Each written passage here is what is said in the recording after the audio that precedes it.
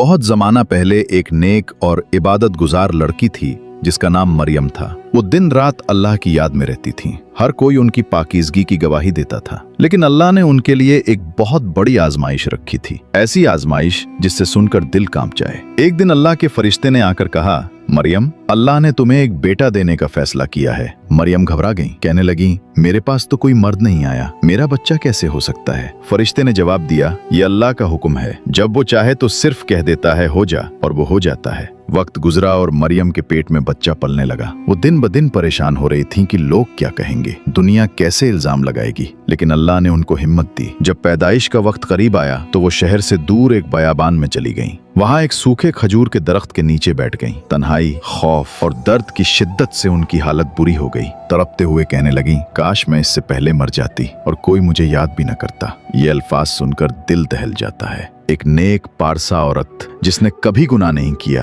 वो दुनिया के तानों से इतनी डर गई कि मौत की तमन्ना करने लगी। उसी लम्हे अल्लाह की रहमत नाजिल हुई। नीचे से एक आवाज आई, मरियम, गम न करो, तुम्हारे करीब एक चश्मा जारी कर दिया गया है। खजूर के दरख्त को हिलाओ, ताज़ा खजूरें तुम पर गिरेंगी। उन्होंने चश्मे का पानी पिया और खजूरें खाकर थोड़ी ताकत मिली। फिर बच्चा पैदा हुआ, हज़रत ईसा। कुछ दिन बाद जब वो बच्चे को गोद में लेकर अपनी कौम के पास वापस आईं, तो लोगों ने शोर मचाया, मरियम, ये क्या है? तुम्हारे वालिद नेक आदमी थे, तुम्हारी माँ पाकीज़ा थी, ये बच्चा कहाँ से आया? ये अल्फाज तीर की तरह उनके दिल पर लग रहे थे, मगर अल्लाह ने पहले ही फरमा दिया था, तुम उनसे कुछ न कहना, सिर्फ इशारा करना। मरियम ने बच्चे की तरफ इशारा किया। लोग हंसने लगे, ये बच्चा कैसे बोल सकता है? और फिर अल्लाह के हुक्म से नन्हा ईसा झूले में बोल उठा, मैं अल्लाह का बंदा हूँ, उसने मुझे किताब दी है और नबी बनाया है। ये सुनकर सब लोग कांप गए। जिनको मरियम पर शक था वो हैरान रह गए कि एक नौमौलूद बच्चा कैसे अल्लाह की तौहीद और अपनी नबूवत का ऐलान कर सकता है। ये वाकया हमें बताता है कि अल्लाह जिसे चाहे इज्जत देता है।